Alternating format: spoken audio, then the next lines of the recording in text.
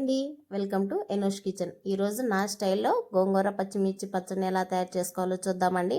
ఒక్కసారి ఇలా ట్రై చేశారంటే చాలా టేస్టీగా ఉంటుందండి. మీరు కూడా ట్రై చేసి ఎలా ఉందో కింద కామెంట్ సెక్షన్లో కామెంట్ చేయండి.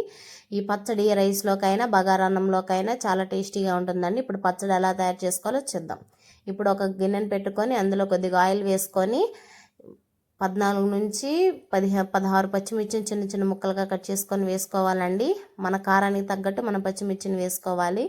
పచ్చిమిర్చి ఆయిల్లో బాగా వేగిన తర్వాత ఒక పెద్ద ఉల్లిపాయని చిన్న చిన్న ముక్కలుగా కట్ చేసుకొని వేసుకోవాలండి. ఉల్లిపాయ వేగే టైంలోనే ఒక స్పూను అల్లం వెల్లుల్లి పేస్ట్ని కూడా వేసుకోవాలండి. అల్లం వెల్లుల్లి పేస్ట్ పచ్చివాసన పోయేంత వరకు వేపుకోవాలి.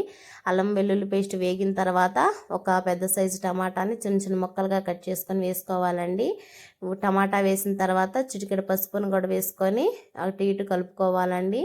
నేను ఒక కట్ట గోంగూర కట్టని శుభ్రంగా కడుక్కొని పక్కన ఉంచుకున్నానండి. ఇప్పుడు ఆ గోంగూరని ఇందులో పెట్టుకొని మగ్గించుకోవాలండి. గోంగూర ఉడికేటప్పుడే మనం రుచికి తగినంత ఉప్పుని వేసుకొని ఉడికించుకోవాలండి. మూత పెట్టుకొని సిమ్లోనే గోంగూరని ఉడికించుకోవాలి. అప్పుడే గోంగూర బాగా ఉడుకుతుందండి. మనం పప్పు గుత్తితో ఎనిపినప్పుడు కూడా మెత్తగా ఎనిగిపోతుంది. మీరు ఒక్కసారి ఇలా ట్రై చేయండి, చాలా టేస్టీగా ఉంటుంది.